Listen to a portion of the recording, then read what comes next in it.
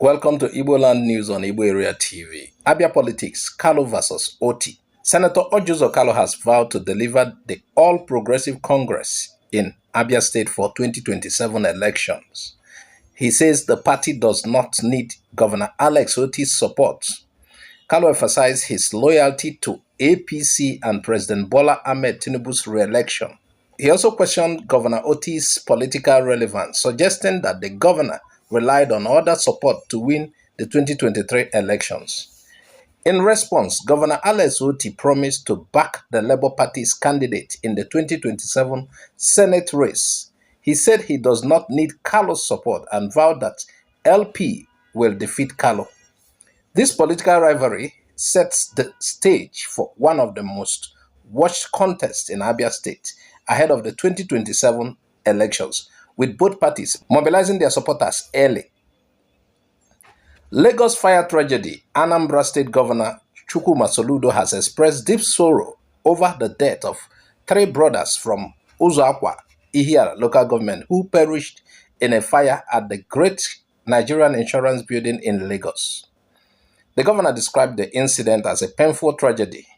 He commended the efforts of the emergency responders and urged the people to prioritize safety over property in such emergencies. The Omatu family has scheduled the burial for January 14, 2026 in their hometown in Ihedioha. A service of song was held on January 7 as the community mourns this loss. This tragedy highlights the importance of fire safety, especially in crowded urban areas, and serves as a reminder to take precautions in homes and workplaces. Ebonyi APC chairmanship forms.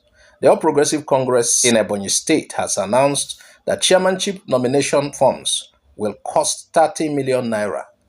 Councilship forms will sell for 250,000 naira. The sale of forms for ward delegates and councillorship began on January 8, 2026. Chairmanship forms will be available from January 9 to 19, 2026. This announcement is part of the APC preparations for the upcoming local government elections in Ebonyi State. The high fees may affect who can contest and could influence competition within the party. Enugu Gaming and Lottery Law. Enugu State has launched a new gaming and lottery law effective January 1, 2026. Governor Peter Mba signed the law to modernize and regulate all gaming activities in the state. This law repeals the old 2004 law and establishes the Enugu State Gaming and Lottery Commission. The commission will oversee casinos, sports betting, lotteries, and online gaming, ensuring safer and more transparent operations. 50% of unclaimed winnings and a good cause levy collected from licensed operators will fund community projects in areas such as health, education, and infrastructure. The new law positions Enugu State as a model for regulated gaming in Nigeria, ensuring that revenue from gaming benefits the public and supports development. ADC fundraising in Imo. In Imo State, former governors Udenwa and Ihedioha, along with other leaders, raised over 219 million naira for the African Democrats Congress during a stakeholders meeting in Owerri. The funds are intended to support the ADC's political activities as the party prepares for future elections. The leaders described the ADC as a growing opposition force capable of challenging the ruling APC in the state. Udenwa praised the dedication of party members, while Ihedioha commended the state chairman for mobilizing resources and ensuring the party is ready for the 2027 elections. This fundraising highlights the increasing organization and financial preparedness of the opposition parties in Imo State as they seek to expand their influence. Please wait for our reaction to the story at the end of the story. These are key stories shaping our state today. And don't forget to like, share, and subscribe to get latest updates. Now let's go to the reactions. Abia Politics, Kalu versus Otti. That is APC versus LP. This is a classic display of Southeast political rivalry ahead of 2027 elections. According to Kalu, he will deliver as he has made in his vow, to deliver APC in Abia, because Abia has traditionally been feeling in recent elections, especially after Otti's rise. Kalu's insistence that APC does not need Otti is both a political statement and a message to internal party supporters.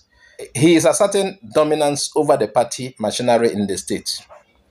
Otti's response, pledging to back the LP candidate to defeat Kalu, shows he is consolidating his influence and challenging Kalu's claim.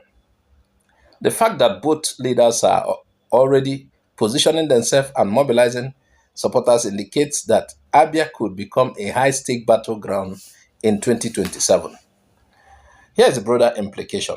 This is about more than personalities. It's about party structures and voters' loyalty in Southeast Nigeria. If Kalu succeeds, the APC could make significant inroads in a traditional opposition-heavy region, altering the political map. For the electorate, this rivalry might bring heightened political engagement, but also risk of tension if campaigns become too polarizing. Orji Uzor Kalu did not really do well as governor in Abia State. It's like some people hate good works. He's opposed to Otti's second term. In just first term, Otti has outdo almost all who ruled Abia State. Is it about jealousy or what? Or he's just serving the federal government, the center, which released him some while ago. Concerning the Lagos fire tragedy, death of 3 Anambra brothers, it is quite heartbreaking. That's when you look at it from a human level. 3 young brothers from Udenwa and Ihedioha losing their lives in Lagos is a devastating blow to the family and the community. It also shows the persistent problem in Lagos, fire safety. Many buildings, especially older or commercial ones, lack proper fire prevention measures. And Governor Soludo's response is emphatic and appropriate. Condolences and urging caution, but the tragedy also highlights the need for systematic intervention. Now, on the Ebonyi APC chairmanship forms, 30 million naira fee, 30 million naira for a local government chairman form. That is quite staggering. While political parties often use form fees to generate funds and, filter aspirants, this kind of amount may limit participation to only wealthy individuals.